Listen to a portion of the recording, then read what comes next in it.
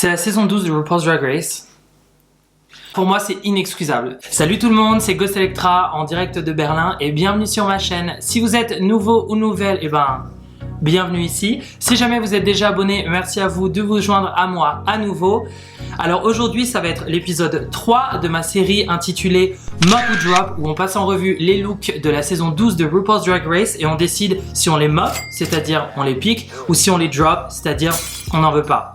Avant de commencer, si vous ne le faites pas déjà, je vous invite à me suivre sur Instagram, juste ici, à Ghost Electra. Sur ce, c'est parti pour cet épisode 3. Alors le thème de cet épisode, c'était Buttons and Bows, ce qui veut dire boutons et nœuds. Alors forcément en français ça fait pas aussi glamour. En tout cas j'adore ce thème parce que c'est quand même assez général. Ça permet aux queens de vraiment donner leur adaptation au thème. Si on avait dit paillettes ou tulle comme l'épisode dernier, on savait qu'on allait voir des tenues assez similaires. Là boutons et nœuds c'est quand même très large, donc elles peuvent vraiment donner libre cours à leur imagination. Alors on commence par la première, Jaida Essence Hall.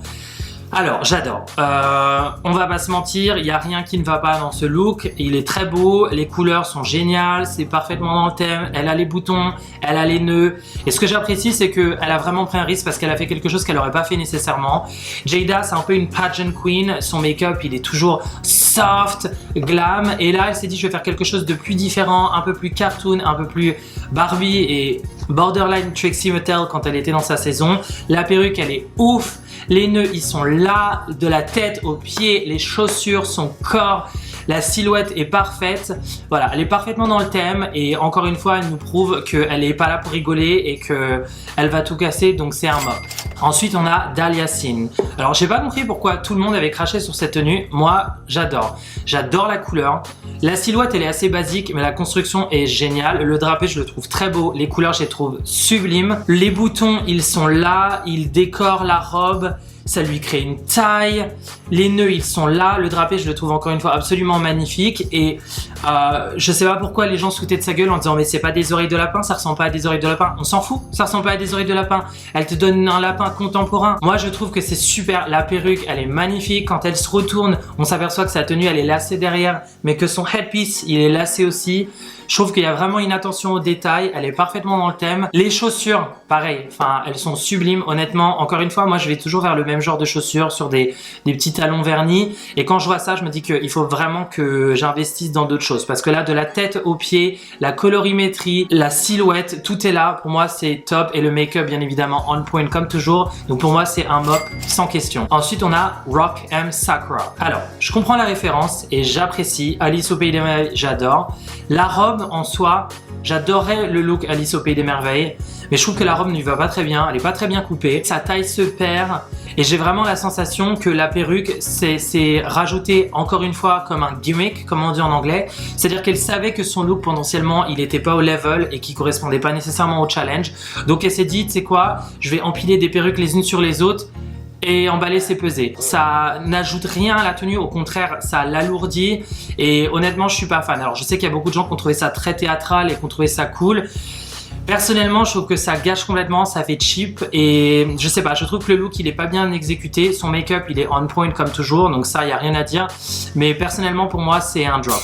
Ensuite on a Jan. Alors déjà quand je la vois monter sur la scène, j'adore le masque, les épingles de chaque côté. Je trouve ça super beau. Tout de suite, on comprend son histoire. Je la vois arriver. Déjà, j'adore la tenue quand je la vois arriver.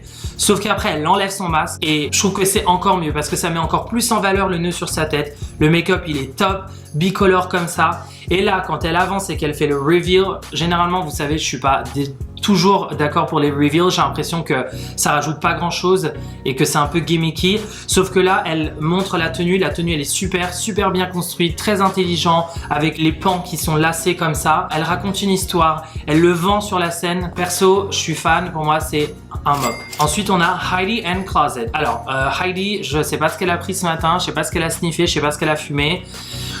À quel moment le thème c'est boutons et nœuds et tu te dis je vais faire Pinocchio? Quel est le processus de pensée? Là faut m'expliquer, je comprends pas très bien. Alors son costume on dirait qu'elle l'a acheté dans une boutique d'Halloween. C'est-à-dire que si ça correspond au thème j'aurais dit ok y a pas de souci, tu vois, c'est pas trop mal exécuté. Mais là y a aucun rapport avec le thème, ok bon. Il y a un nœud, ok. Il y a deux boutons, ok. Mais pourquoi Pinocchio? Je comprends pas. Et le truc, c'est que voilà, en fait, j'apprécie qu'elle ait fait un effort avec le nez et c'est vachement cool. Et son make-up, pour une fois, il est pas trop mal. Mais là, tu me racontes quoi en fait? Je comprends pas, c'est quoi l'histoire? Après, elle monte son boule. Bon, pareil, on comprend pas. Encore une fois, c'est un peu gimmicky. Elle a la sensation que voilà, sa tenue, elle est pas à la hauteur. Je pense qu'elle le sait. Et du coup, elle s'est dit, je vais mettre un nez, je vais montrer mon cul. Voilà. Le seul truc que j'aime dans la tenue, c'est les chaussettes dans les talons. Je trouve ça super mignon. Mais honnêtement, Heidi, c'est la saison 12. Qu'est-ce que tu fais là en fait? Genre, j'espère qu'elle va nous apporter des trucs un peu plus intéressants à l'avenir parce que là honnêtement, je comprends pas son processus de pensée. Donc, bien évidemment, c'est un drop. Ensuite, on a Gigi Goode. Oh my god. Oh my god, you guys. Ok, donc, j'adore. Bien évidemment, j'adore. De toute façon, honnêtement, je serais surpris si à l'avenir, il y a un look de Gigi que j'aime pas.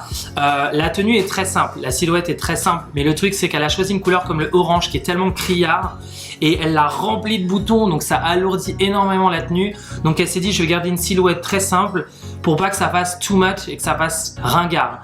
Et franchement, enfin, le truc, il est parfaitement coupé. De la tête aux pieds, elle est remplie de boutons. La mallette, encore une fois, mais où est-ce qu'elle a mis ses accessoires? La meuf, ça fait 3 runways, elle nous a ramené 2 casques, elle nous ramène une mallette, mais où est-ce qu'elle les a cachés dans sa valise? J'aimerais savoir. C'est encore une fois, elles ont le droit à 5 valises chacune. Où est-ce que Gigi Goode, elle a caché tous ces trucs-là? J'aimerais savoir. Bref, de la tête aux pieds, le make-up on point, la perruque snatched. La meuf, elle a une identité, elle est là pour le montrer. Elle connaît ses références, elle connaît ce qui se fait actuellement, les défilés, les créateurs. Donc bien évidemment, pour Gigi, c'est un mop. Ensuite, on a Jackie Cox. Alors, je comprends où Jackie Cox voulait aller, honnêtement. Je comprends les références. Pour moi, ça fait très Mary Poppins. Le truc, c'est que les tissus qu'elle a choisis, les couleurs sont affreuses. Les tissus font cheap comme pas possible.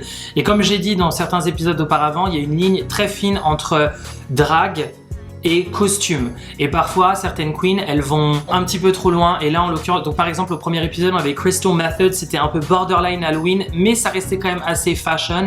Là, en l'occurrence, il y a tout qui fait cheap.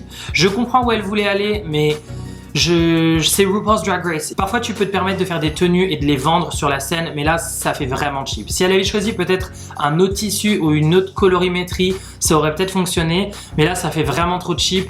Et ça fonctionne pas. Et je pense que c'est aussi pour ça que les juges n'ont pas apprécié.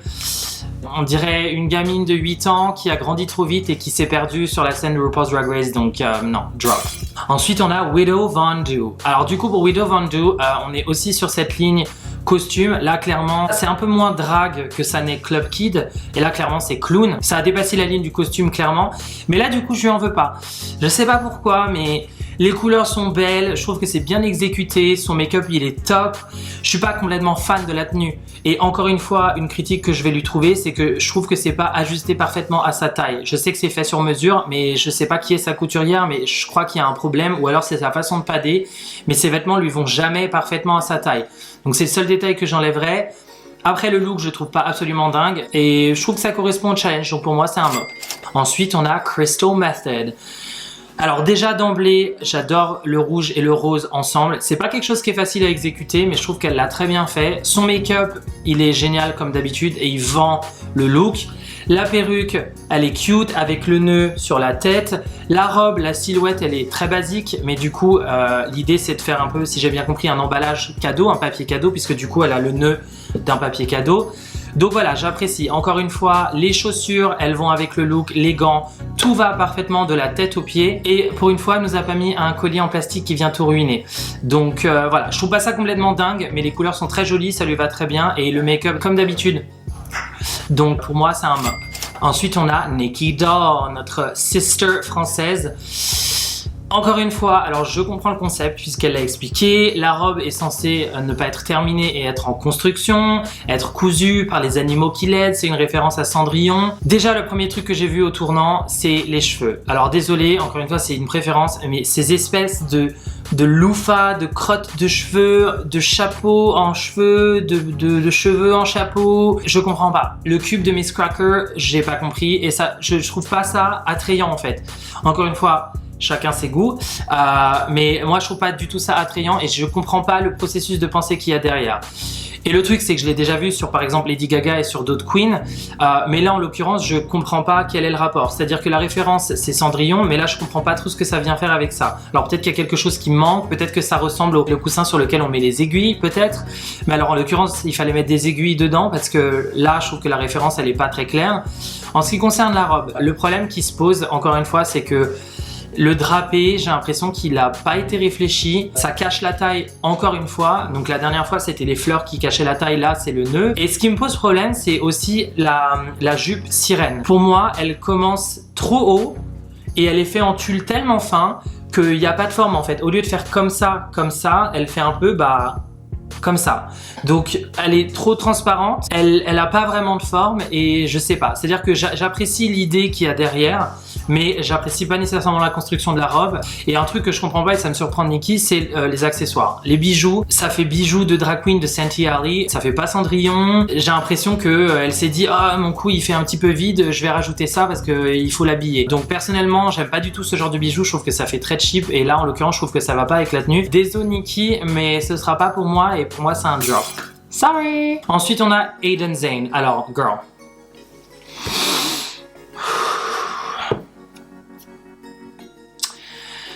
C'est la saison 12 de RuPaul's Drag Race. T'as décidé de porter la même perruque pour la 5e fois d'affilée. Et t'as décidé de venir avec un pull tricoté par ta grand-mère. Là je comprends pas. Alors, qu'on mette quelque chose au point. Je sais que tout le monde n'a pas les moyens de se faire des robes sur mesure et de dépenser 10 000 € pour RuPaul's Drag Race. Je sais qu'ils demandent peut-être 15 looks sur la saison et que tout le monde ne peut pas se permettre de faire des trucs sur mesure et que tout le monde n'a pas les copines drag queen qui peuvent prêter des tenues. Ok, mais il y a un moment, je préfère que tu viennes avec une tenue AliExpress ou une tenue H&M, mais que tu me donnes quelque chose. Mais t'arrives avec un pull tricoté par ta grand-mère et tu clipses des petits nœuds et tu te mets des barrettes dans les cheveux dans ta Shake and Go Wig Pussycat et tu crois que c'est suffisant? Alors du coup j'ai lu sur internet que Aiden disait qu'elle a eu que 2 semaines et demie et en fait mon manager qui était son manager avant me l'a confirmé qu'elle a eu que 2 semaines et demie pour se préparer alors que peut-être d'autres queens ont eu 1 mois. Je pense que c'est parce que si Drag Race voulait un peu une weird queen, un peu à la Dragula pour montrer qu'ils sont pas complètement fermés d'esprit et donc ils l'ont prévenu au dernier moment. Donc je comprends que ce soit vraiment très difficile, crois-moi, je comprends.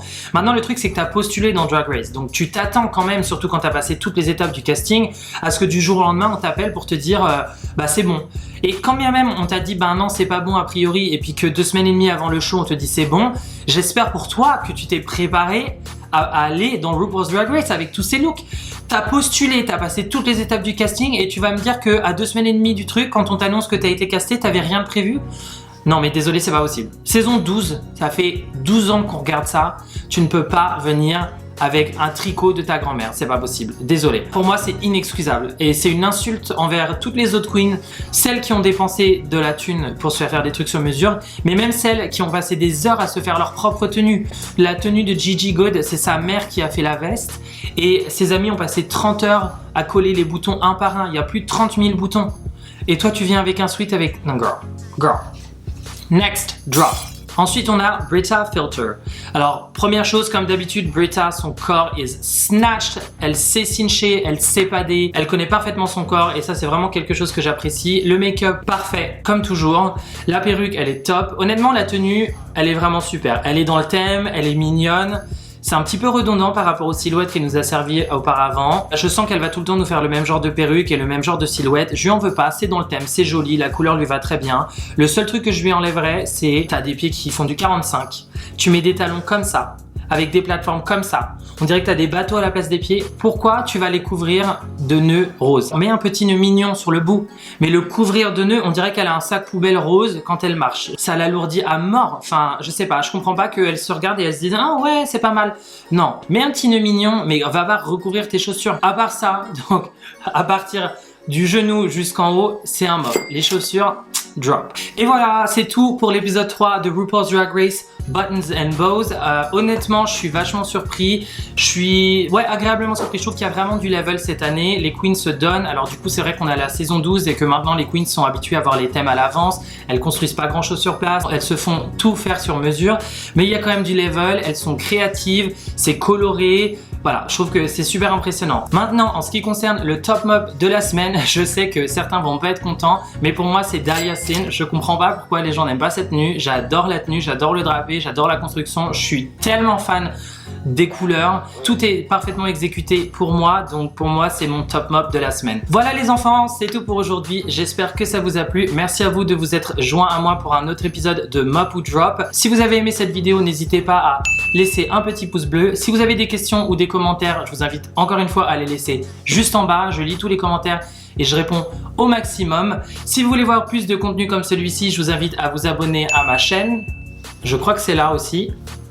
J'ai toujours pas appris. Je poste tous les mercredis et tous les dimanches. Je poste du contenu drague et maquillage, mais aussi voyage et lifestyle. En tout cas, merci à vous de vous être joints à moi à nouveau et je vous retrouve dans la suivante. Bye!